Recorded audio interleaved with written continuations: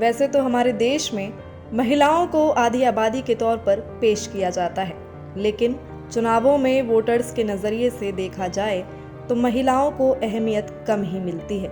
हालांकि धीरे धीरे ही सही, लेकिन चुनावी राजनीति में महिलाओं को भी अब अहमियत मिलने लगी है।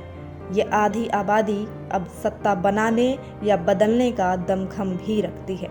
शायद यही वजह है कि अब महिलाओं को साधने वाले चुनावी वादे किए जाने लगे हैं या उनके लिए योजनाएं लाई जाने लगी हैं।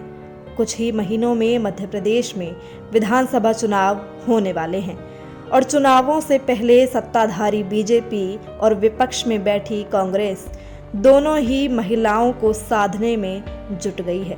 इसे ऐसे समझिए कि मुख्यमंत्री शिवराज सिंह चौहान ने लाडली बहना योजना शुरू की, तो इसके जवाब में कांग्रेस नेता और पूर्व सीएम कमलनाथ ने भी सरकार बनने पर नारी सम्मान योजना लागू करने का वादा कर दिया। रविवार को राजधानी भोपाल के जम्बूरी मैदान में एक बड़ा कार्यक्रम हुआ। इस कार्यक्रम में मुख्यमंत्री शिवराज सिंह चौहान ने महिलाओं के लिए घोषणाओं की झड़ी लगा दी। एमपी की बीजेपी सरकार ने इसी साल मार्च में लाडली बहना योजना शुरू की थी। इसके तहत महिलाओं को हर महीने 1000 रुपये दिए जाते थे।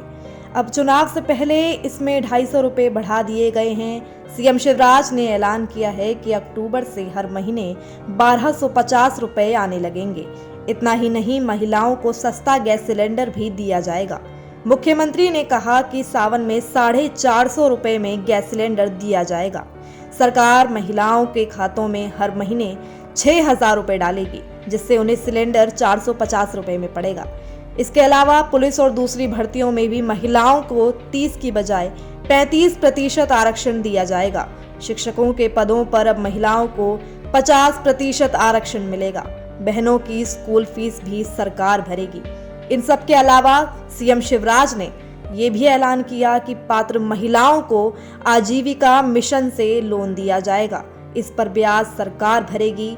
छोटे मोटे उद्योग के लिए महिलाओं को इंडस्ट्रियल एरिया में प्लॉट मिलेगा। मकसद ये है कि महिलाओं की मासिक आमदनी कम से कम 10,000 रुपये हो जाए। लेकिन सिर्फ बीजेपी ही नहीं, बल्कि कांग्रेस की निगाहें भी महिला वोटरों पर हैं।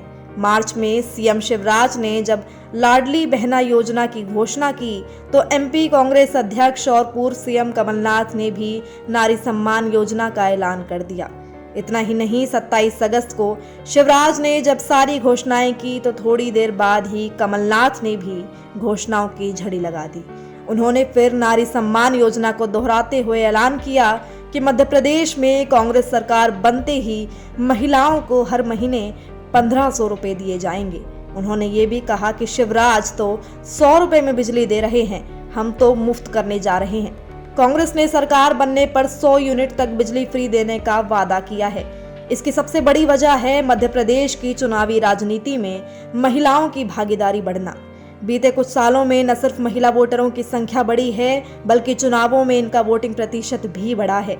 चुनाव आयोग के आंकड़ों के मुताबिक इस समय प्रदेश में 5.39 करोड़ वोटर्स हैं।